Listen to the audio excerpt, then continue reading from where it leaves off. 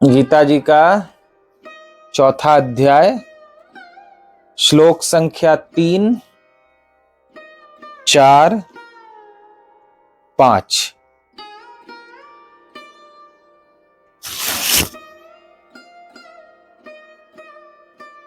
Three, 4, 5। स एवायं मया ते अद्य योगः प्रोक्तः पुरातनः भक्तोऽसि मे सखा चेति रहस्यं ह्येतदुत्तमम्। श्री अर्जुन उवाच अपरं भवतो जन्म परं जन्म विवस्वतः कथमेतद्विजानीयाम् त्वमादौ प्रोक्तवानिति। श्रीभगवानुवाच बहूनि मे व्यतीतानि जन्मानि तव चार्जुन तान्यहं वेद सर्वाणि न त्वं वेत्थ परन्तप। हिंदी अनुवाद। तू मेरा भक्त और प्रिय सखा है, इसलिए वही यह पुरातन योग आज मैंने तुझको कहा है, क्योंकि यह बड़ा ही उत्तम रहस्य है, अर्थात गुप्त रखने योग्य विषय है। अर्जुन बोले, आपका जन्म तो अर्वाचीन यानी अभी हाल का है और सूर्य का जन्म बहुत पुराना है, अर्थात कल्प के आदि में हो चुका था। तब मैं इस बात को कैसे समझूं कि आप ही ने कल्प के आदि में सूर्य से यह योग कहा था। श्री भगवान बोले, हे परंतप अर्जुन, मेरे और तेरे बहुत से जन्म हो चुके हैं, उन सब को तू नहीं जानता, किंतु मैं जानता हूं।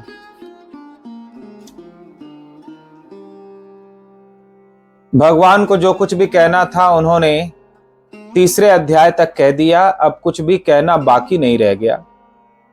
गूढ़ से गूढ़ तत्व भगवान ने बताया, लेकिन सहजता में अर्जुन को ज्ञान प्राप्त हो रहा है, इसलिए अर्जुन के मन में ज्ञान के प्रति वैसी श्रद्धा नहीं हो पाई जैसी होनी चाहिए। जैसे हमें सहजता में वायु प्राप्त है तो वायु का महत्व हमें समझ नहीं आता, लेकिन कोरोना काल में जब ऑक्सीजन सिलेंडर की जरूरत पड़ी तब हमें वायु का महत्व पता चला। जल सहजता में प्राप्त है तो हम जल का उतना महत्व नहीं समझ पाते, लेकिन कभी भयंकर रेगिस्तान में जाएं, वहां हमें जल का महत्व पता चलेगा। हमें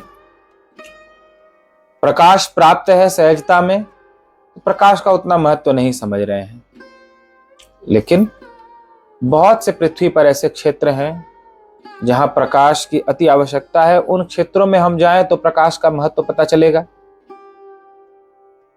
हमें सहजता से आंखें प्राप्त हैं, तो इन आंखों का हम मूल्य नहीं समझते,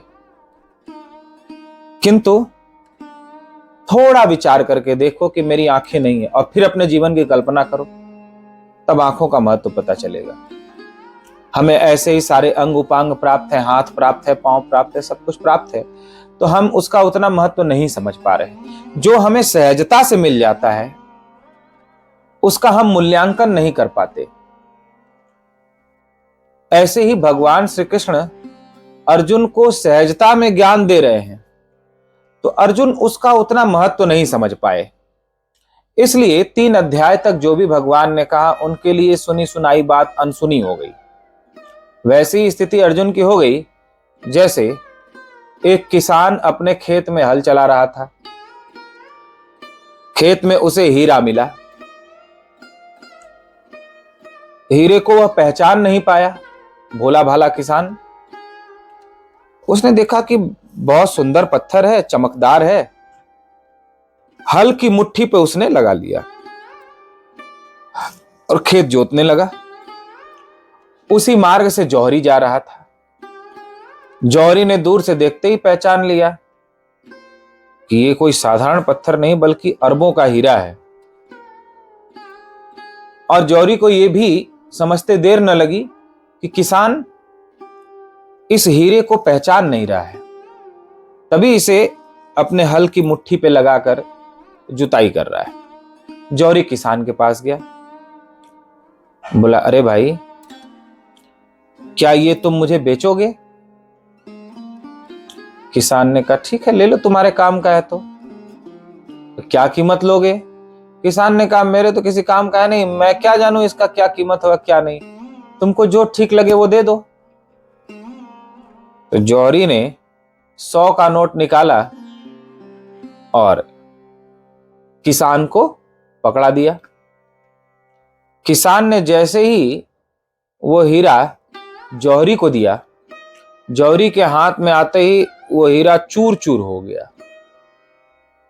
उसमें से आवाज आई, अरे मूर्ख जौहरी, ये किसान मेरी कीमत नहीं जानता था, लेकिन तू तो जानता था।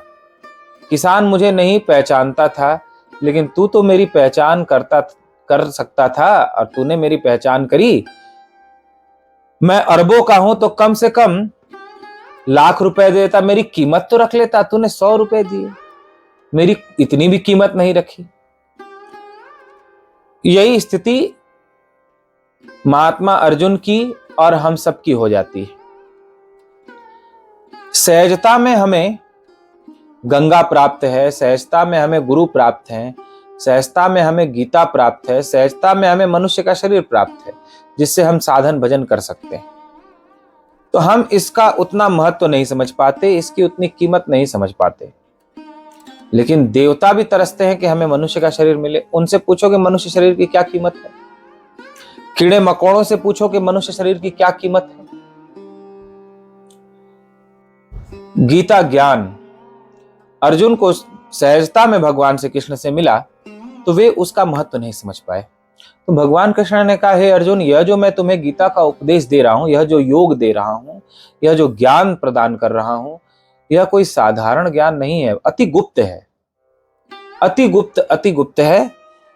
यह ज्ञान मैंने सर्वप्रथम सृष्टि के आदि में सूर्य को दिया था। अब अर्जुन के मन में यह प्रश्न खड़ा हुआ कि हे केशव, आप मुझे ही यह क्यों दे रहे हैं? तो भगवान ने कहा कि तुम मेरा अतिशय प्रिय भक्त और सखा है, यानी तुम मेरे परम प्रिय भक्त भी हो और मेरे परम प्रिय मित्र भी हो, इसलिए तुम्हारे कल्याण के लिए मैं दे रहा हूं। अपनी कोई भी कीमती वस्तु प्रिय को ही दी जाती है। हम अपनी कीमती वस्तु सबको नहीं देते, या जो हमारा प्रिय नहीं है उसको कुछ भी नहीं देना चाहते। जो प्रिय है उसे हम अपना सब कुछ दे देते हैं। जैसे पिता माता को बेटा प्रिय है तो अपनी सारी संपत्ति, सारी जायदाद अपने बच्चों को दे देते हैं। ऐसे ही प्रिय को पाकर अपना सर्वस्व समर्पित करते देखा जाता है। भगवान कृष्ण ने कहा, हे अर्जुन, यह बहुत ही गूढ़ विद्या है जो मैं तुम्हें दे रहा हूं। तो मैं तुम्हें इसलिए दे रहा हूं कि तुम मेरे परम प्रिय भक्त हो और परम प्रिय मित्र हो। तुम मेरे प्रिय हो तो प्रिय को पाकर कोई भी प्रिय वस्तु छिपाई नहीं जा सकती। अतः तुम्हारे जैसे प्रिय पात्र को पाकर मैंने यह अपना अति प्रिय गोपनीय ज्ञान तुम्हें दिया है। भगवान ने तो अर्जुन के कल्याण के लिए ऐसा कहा, लेकिन अर्जुन के मन में दोष दर्शन हो गया। अर्जुन ने कहा, हे कृष्ण, आपका जन्म तो अभी हुआ है, अभी अभी आप देवकी के गर्भ से जन्म लेकर आए हो, अनेक तरह की आपने लीला की। आपका जन्म अभी कुछ सालों में पहले हुआ, आप कह रहे हो कि मैंने सूर्य को ज्ञान दिया। सूर्य तो सृष्टि के कल्प में हुए, यानी जब सृष्टि की रचना होने लगी तब सूर्य की रचना हुई। आपका जन्म अभी हुआ है और सूर्य पता नहीं कितने समय से है, तो आपने सूर्य को कैसे ज्ञान दे दिया? आप सूर्य को ज्ञान तो तब दे सकते थे जब आप सूर्य के पहले होते। सूर्य पहले है, बाद में आपका जन्म हुआ, तो आपने सूर्य को कैसे ज्ञान दे दिया? अभी भी अर्जुन भगवान को एक साधारण मनुष्य की भांति ही देख रहे हैं, इसलिए भगवान पर आक्षेप कर रहे हैं। भगवान जब उन्हें ठीक ढंग से समझाते हैं सारी बात, तो उनके मन में यही आता है कि ऐसा क्यों कह रहे हैं। कभी वे उन्हें एक राजा के जैसा देखते हैं, कभी एक योगी के जैसा देखते हैं, लेकिन भगवान के जैसा अभी तक अर्जुन नहीं देख पा रहे हैं। लेकिन भगवान भी पीछा नहीं छोड़ते। जो भगवान के प्रति समर्पित भक्त होते हैं, तो भगवान को वे भले न चाहें, लेकिन भगवान उन्हें चाहते हैं। ऐसे बिरले भक्त होते हैं जिनके जीवन में सदाचार है, धर्म है, संयम है, मन की पवित्रता है, प्रेम है हृदय में, लोभ नहीं है, अनर्गल क्रोध नहीं, अनर्गल काम नहीं, अनर्गल मोह नहीं। ऐसे भक्त का पीछा स्वयं भगवान करते हैं। जैसे कबीर दास जी का एक दोहा बड़ा प्रसिद्ध है, कबीरा मन निर्मल भया जैसे गंगा नीर, ता पीछे हरि भागते सुनो कबीर कबीर। जब मन गंगा जल के जैसा निर्मल हो जाता है, तो उसके पीछे पीछे स्वयं भगवान भागते। ता पीछे हरि भागते सुनो कबीर कबीर। कबीरदास जी कहते हैं कि जब मन गंगा जल के जैसा मेरा निर्मल हो गया, तो मुझे हरि के पीछे भागने की जरूरत नहीं पड़ी, बल्कि स्वयं हरि ही मेरे पीछे पीछे भागने लगे कि सुनो कबीर सुनो कबीर सुनो कबीर, रुको। तो जब हमारा मन निर्मल होता है, हम सदाचारी जीवन जीते हैं, पवित्र जीवन, भक्ति भाव से भरा, दया करुणा प्रेम से भरा जीवन जीते हैं, तो फिर भगवान हमारा पीछा करते हैं।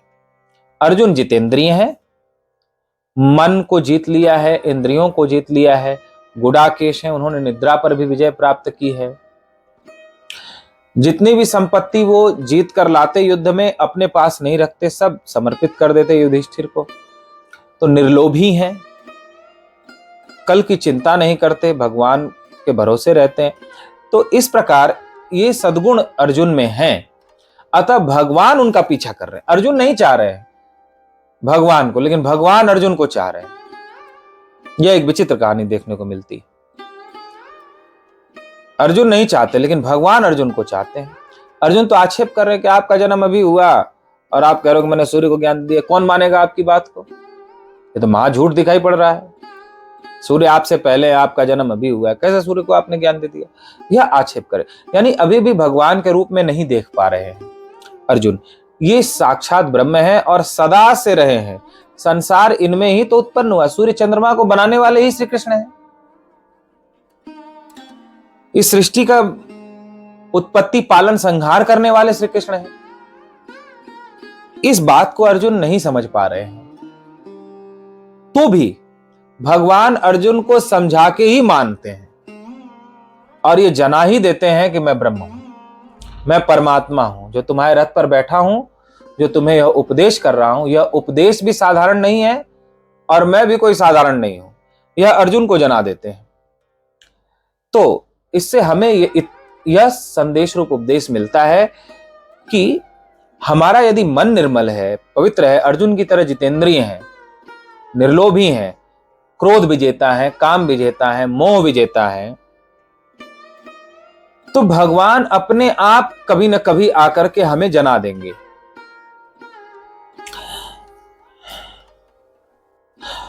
भगवान पर जब अर्जुन ने यह आक्षेप किया कि आपका जन्म तो अभी हुआ, सूर्य आदि काल के हैं, तो आपने सूर्य को कैसे ज्ञान दे दिया? भगवान ने कहा, हे परंतप अर्जुन, मेरे और तेरे बहुत से जन्म हो चुके हैं। उन जन्मों को तू नहीं जानता, लेकिन मैं जानता हूं। भगवान ने यह घोषणा कर दी कि सद्गुरु और शिष्य का संबंध कई जन्मों का होता है। हे अर्जुन, तुम नर के अवतार हो, मैं नारायण का अवतार हूं, और जन्म जन्म से हम इसी रूप में अवतार लेते रहे हैं। इस जन्म में तुम अर्जुन के रूप में आए हो, तो मैं कृष्ण के रूप में आया हूं। ऐसे ही हम तुम जन्म लेते रहे हैं नर नारायण के रूप में। नर नारायण के अंश हम हैं। तुम उसे भूल गए हो, लेकिन मुझे याद है। मैं कौन हूं, इस बात को शिष्य भले भूल जाता है, लेकिन गुरु को याद होता है कि सबका मूल क्या है, पिछले जन्म में सब क्या थे, आगे क्या होंगे। सबके मूल का पता ज्ञानी को होता है, गुरु को होता है। अज्ञानी भूल जाता है। और सद्गुरु यह जानते ही हैं कि मूल में सभी आत्मा ही है, जिसका न जन्म है न मरण है। भगवान भी अर्जुन से कहते हैं, अर्जुन, तेरे और मेरे बहुत सारे जन्म हो चुके हैं, उन जन्मों को तू नहीं जानता, मैं जानता हूं। तो ये एक जन्म की कहानी नहीं है। तू ऐसा सोच रहा है कि मेरे पर इतनी कृपा क्यों कर रहे हैं, मुझे ही क्यों यह गुप्त ज्ञान दे रहे हैं। तो सुनो,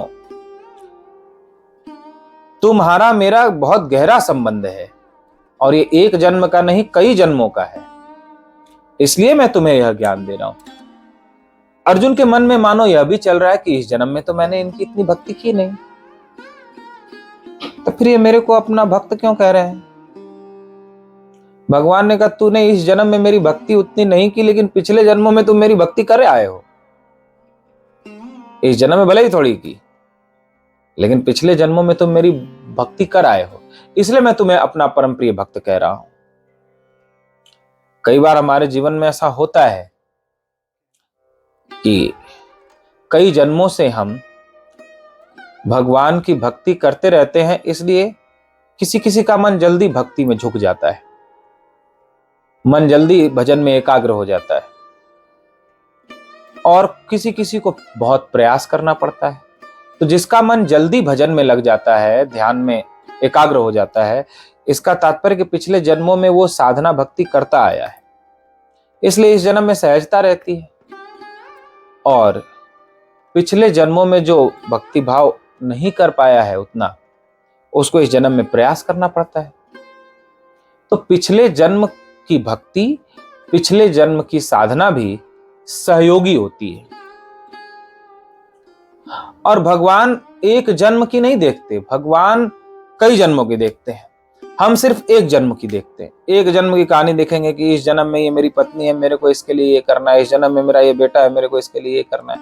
इस जन्म में ये मेरा परिवार है, मुझे ये करना है। हम जन्म से लेके मृत्यु तक की ही कहानी को देखते हैं, लेकिन भगवान तो कई जन्मों की कहानी देखते हैं, और कई जन्मों के हमारे कर्म धर्म के अनुसार हम पर कृपा या कोप करते हैं। अर्जुन ने इस जन्म में भले उतनी भक्ति न की हो, लेकिन भगवान का कहना है कि तूने पिछले जन्मों में मेरी बहुत भक्ति की है, तो तेरे कई जन्मों की भक्ति से प्रसन्न होकर, और तुम मुझे हृदय से अपना मित्र मानते हो, इसलिए मैं तुम्हें यह गुप्त ज्ञान दे रहा हूं। मित्र भी हो तुम मेरे परम प्रिय। भगवान से कोई भी संबंध जोड़ना चाहिए, मित्र का संबंध भी भगवान से जोड़ना चाहिए। और प्रार्थना में कहते भी हैं, त्वमेव माता च पिता त्वमेव त्वमेव बंधुश्च सखा त्वमेव त्वमेव विद्या द्रविड़म त्वमेव त्वमेव सर्वम मम देव देव। हे प्रभु, आप ही मेरी माँ हो, सच्ची माँ आप ही हो, क्योंकि संसार की माँ तो शरीर को ही जन्म देती है, लेकिन आप हमारे मन बुद्धि चित्त को निर्मल बनाते हो। संसार के पिता तो संसार की ही चीजें बताते हैं, लेकिन आप तो परमार्थ का मार्ग, मुक्ति का मार्ग, परम आनंद और परम शांति का, स्वयं तक पहुंचने का मार्ग दिखाते हैं। तुम ही मेरे सच्चे भाई हो, तुम ही मेरे मित्र हो। हम जो बात किसी से नहीं कह सकते वो अपने मित्र से कह लेते हैं। जो माता पिता से भी नहीं कह पाते, जो किसी से नहीं कह पाते, वो अपने मित्र से कह लेते हैं, अच्छी से अच्छी, बुरी से बुरी बात। ऐसे ही भगवान को अपना मित्र बनाओ और अपने हृदय की हर बात भगवान से कहो। तो अर्जुन ने भगवान को अपना मित्र बनाया है, तो भगवान ने उस मित्रता की भी लाज रखी कि तुम मेरे मित्र हो, तुमने मेरे से कोई संबंध जोड़ा है। कोई भी संबंध भगवान से जोड़ो, मित्र का जोड़ो, भाई का जोड़ो, गुरु का जोड़ो, कैसा भी संबंध भगवान से जोड़ो और वैसा प्रेम रखो। मित्र है तो मित्र जैसा प्रेम भगवान से रखो, भाई बनाओ भाई जैसा प्रेम रखो। जो भी संबंध जोड़ो वैसा प्रेम भगवान से रखो।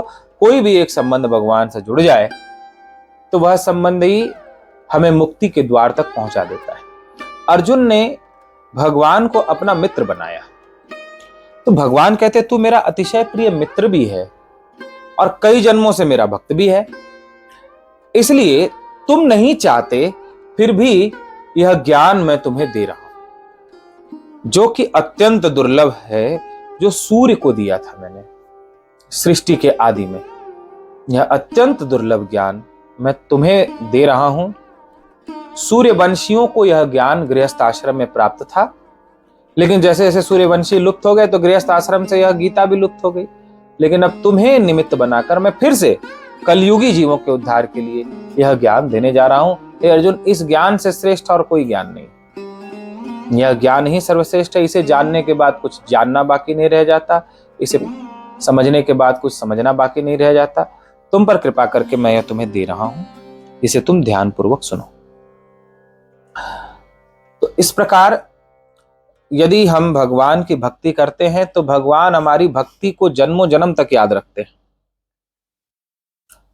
कोई संबंध हम भगवान से जोड़ते हैं तो भगवान उस संबंध की लाज रखते हैं। संसार के माता पिता धोखा दे सकते हैं, संसार का मित्र धोखा दे सकता है, संसार के भाई बांधव धोखा दे सकते हैं, लेकिन भगवान को अपना माता पिता बनाया, भगवान को अपना भाई बांधव बनाया या कोई भी संबंध जोड़ा तो भगवान वो कभी धोखा नहीं देते। जैसे अर्जुन जब विषम स्थिति में पहुंचे, क्या करूं क्या ना करूं समझ नहीं आ रहा है, तो भगवान ने एक मित्र धर्म को भी निभाया और अर्जुन को उस मोह के दलदल से बाहर निकाला, गीता ज्ञान का उपदेश किया। तो कोई संबंध हम भगवान से जोड़े और भक्ति करके भगवान को रिझाने का प्रयास करें, और तथा यह जो गूढ़ ज्ञान भगवान अर्जुन को निमित्त बनाकर हम सभी को दे रहे हैं, इसे समझकर हम अपने जीवन में उतारने का प्रयास करें, जिससे हम सभी का मंगल हो। बोलिए गीता माता की जय।